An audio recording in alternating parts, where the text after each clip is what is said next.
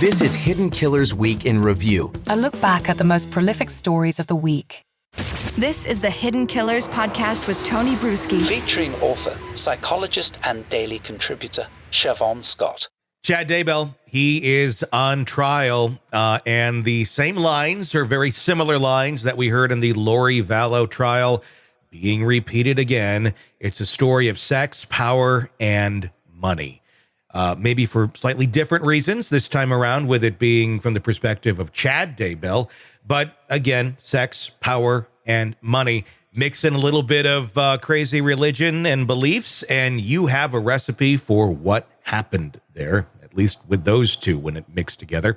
Joining me to discuss, Siobhan Scott, psychotherapist and author.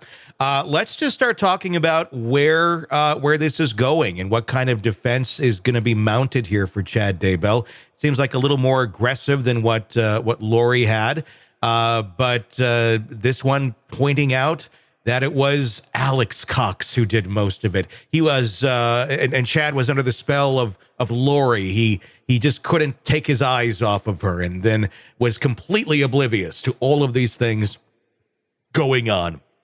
Any way that's going to resonate with a jury, or is this more so John Pryor just kind of dealing with the cards that he was dealt?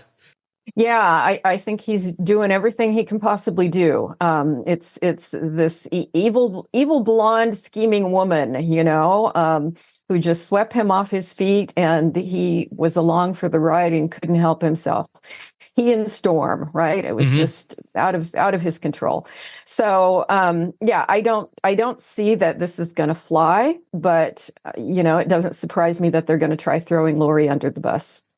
With the fact that they are trying to throw Lori under the bus, which is very interesting, I'm curious as to how that plays then with all of the religious beliefs in this, because they were partnered together.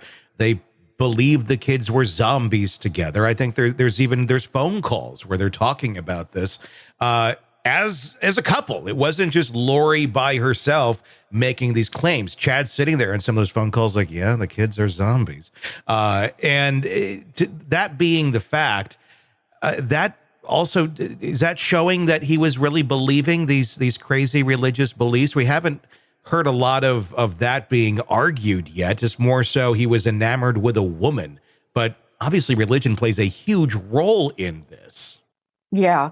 The shared delusional beliefs, I think, are what made this case, aside from the brutality of it, the shared delusional beliefs about the zombies and all the bizarre stuff that they got into.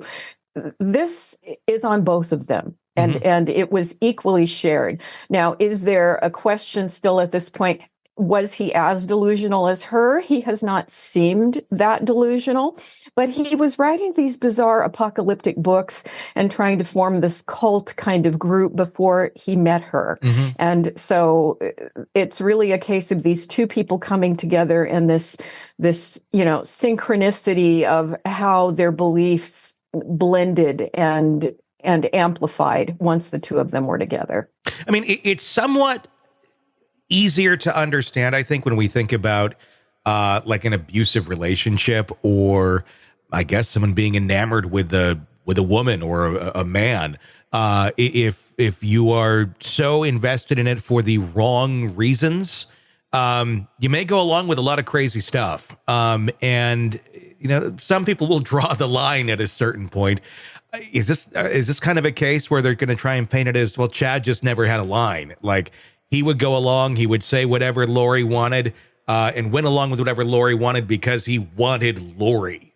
That may be the best that they can come up with here. Yeah, I don't think that that's going to necessarily fly, but clearly it was a blend of this narcissistic personality, which, her diagnosis was this bizarre delusional disorder. So she really was psychotic, in addition to the narcissistic and histrionic personality disorder, which is a very bad combination.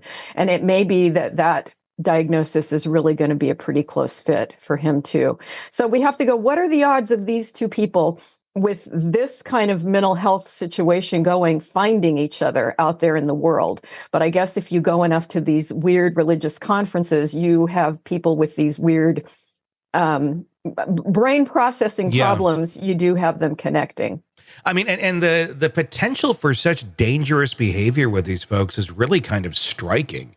And this is just one that we're hearing about because it was, so extreme. But we do hear, and I know there's been many documentaries made. There's been all sorts of things on different small religious cults, we'll call them that, where they go in and maybe they don't kill people, but the damage they do to the minds of so many people just end up killing themselves because of what if they ever come to their senses and realize just how dark a path that they had gone down and what they'd been told was right is okay.